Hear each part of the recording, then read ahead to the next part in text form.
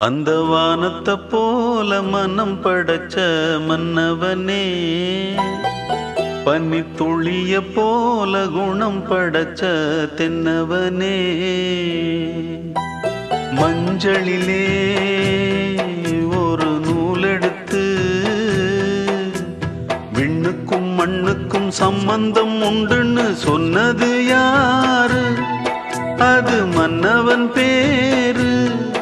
அந்த வானத்தை போல மனம் படைச்ச மன்னவனே, பனி துளிய போல குணம் படைச்ச தென்னவனே.